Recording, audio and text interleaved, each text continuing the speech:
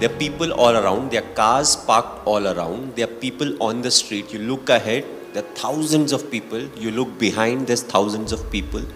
And everybody had a smile on their face. None of them were sitting in the car. All of them were outside. Here's the thing, I'm sure you've noticed this, that every time you come for an event, there's a standing ovation like this.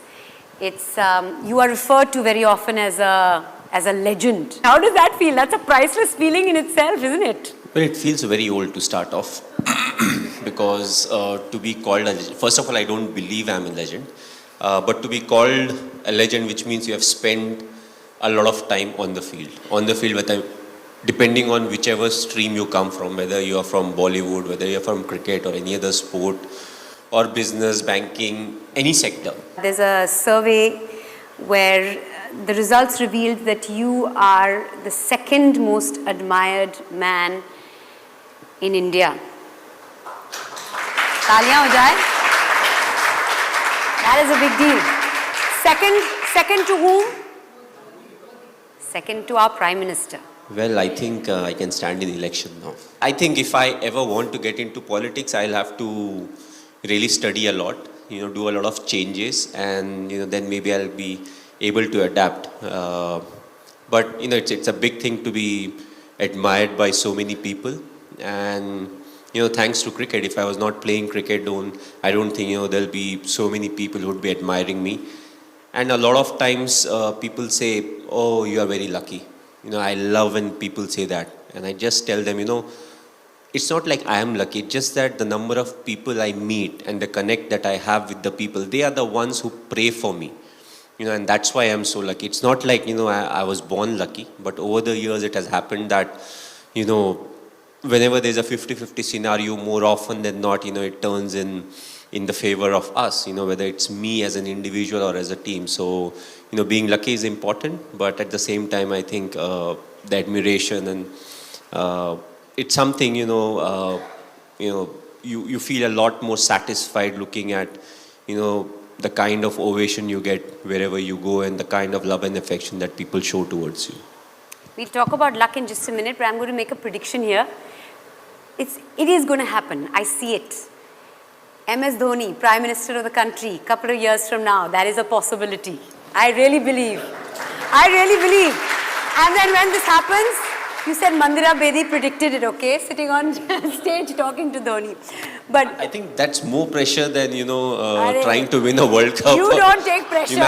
Imagine especially with the banking sector and everyone, the GDP is going down, the financial deficit is happening, export, import, all that thing. We are a big country. The number of people, that in itself is a big challenge. We talk about, local trains or buses or roads, but we are just too big, and it will take time, for us to become what some of the other countries are. But I always felt till your intention is right and you're moving forward thinking that this is what is good for the country or the state, that is the right decision.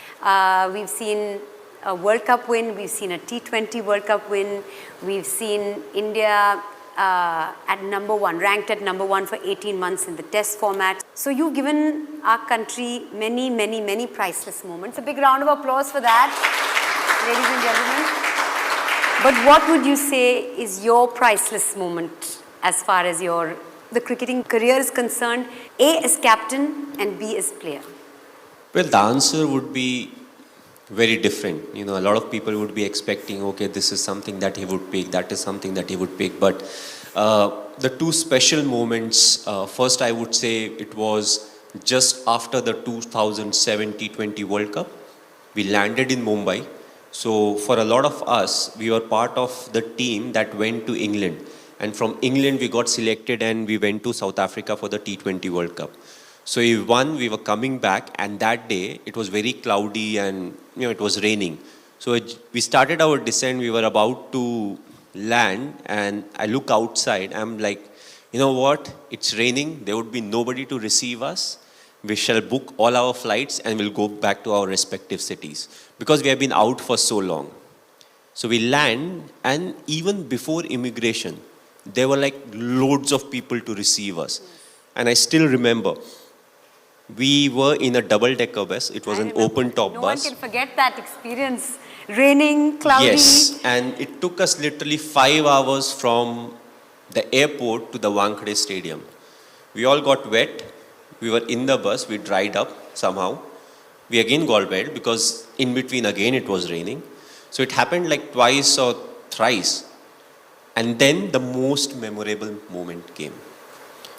So what is called the Queen's Necklace. We are right in the center. There are people all around. There are cars parked all around. There are people on the street. You look ahead, there are thousands of people. You look behind, there's thousands of people.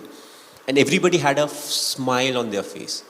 None of them were sitting in the car. All of them were outside.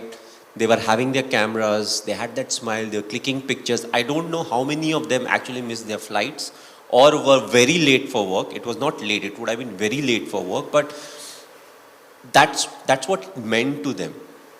You know, we were thinking, okay, we'll go back home. And then the kind of response we got. And also, we don't really have anything to compare it to. Because 2011 we won, but there was no celebration like that. Like this. Because we never went out, nothing really happened. Even the time when we won, we were in the stadium till 1:30. And we actually, like, I personally actually didn't see the people celebrate on the street. Whatever we saw was on television. So, you know, that was a very memorable moment. The second would be, it was during the 2011 World Cup. It was during the finals. We were we were playing at Wankhede. And it was like 10 or 15 runs were needed. And me and Yuvraj, we were batting. And all of a sudden, the crowd, they start singing the song Vande Mataram. Oh my And- God, that gives me goosebumps. the And thought you're of it. right in the middle, and imagine 35, 40,000 people, you know, saying Vande Mataram. And so it used to start from, let's say, if it started from North Stand, your ears actually move because it goes around. So that would be my second most memorable moment, or one or two, you know, I can't really stack it saying this was the preferred moment, but it was something that was very, very special. And I don't know if I would ever be able to witness something like that, because you may have 40,000 people singing the national anthem or singing the national song, but that atmosphere, the moment, the hard work that was put for that 45, 50 days, you know, during the World Cup, whether it will come or not.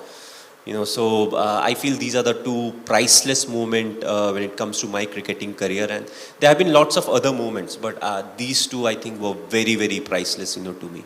What advice would you give a youngster today who's getting into cricket or sport, any kind of competitive sport, maybe? The youngsters today, the only piece of advice I would give them, which was very relevant when I made my debut or people in the 80s played, cricket is the core. You take care of cricket, everything else will Takes take care. care of itself. So this is you. Your social media, I follow you on Instagram, has got lots of videos and lots of images of your beautiful little daughter. Tell us or share with us one of the most priceless moments that you've had with her. I think the most priceless moment was after the World Cup when we came back, and Sakshi and Ziva, they were still in Delhi at that point of time, Gurgaon. And the first time I saw her, I picked her up, and she must be 2 months or 1.5 months, and she made a lot of noise. That was the first time she was seeing me. I don't know whether she saw me or not, because they say as a kid who's 1 month, 2 months, they can't really see long. Yeah, their vision isn't developed. But for the full 5 minutes, she was making noise, she was giggling, and Sakshi was like, she has never done it. I don't know why she's doing it. She even had problem with that. Why is she doing it? Why she never First you does were not it there. with me? Now she's Yes. come. Why is she responding to you like this? Yeah, so I think that was a priceless moment, because whatever said and done, that first time when you see your newborn, you know, something happens which is very difficult to describe in word. And from that till now, she's 4.5, and every time she comes in and she has a new question or answer. And the latest is, you know, when you ask Lee, okay, why do you love Papa? Papa is money.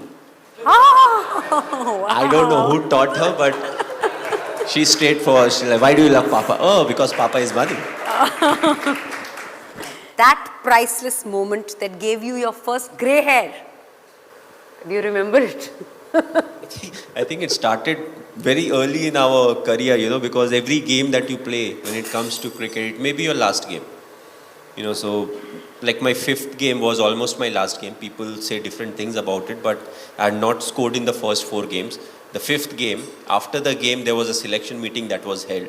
So there's 99% chances coming from Bihar, Jharkhand, which was not very well known for cricket. If I had not scored in that game, I think 90% I would have been kicked out of the team, which people say no. That's where your first grey hair came. I think so. Probably. Yeah. I think it's a good thing to have or get grey hair because it shows that you think about certain things in life. You do get stressed about things in life. But the amount of grey hair and beard that I've got, I think if I don't color my hair, I'll be like Amitabh Bachchan. That's how grey I am, So, Really? yes, at 39. See, that's one secret that he's just shared with us. No, See, this I have but shared with a lot of people. You have. Big round of applause. MS Dhoni. Always straight from the heart.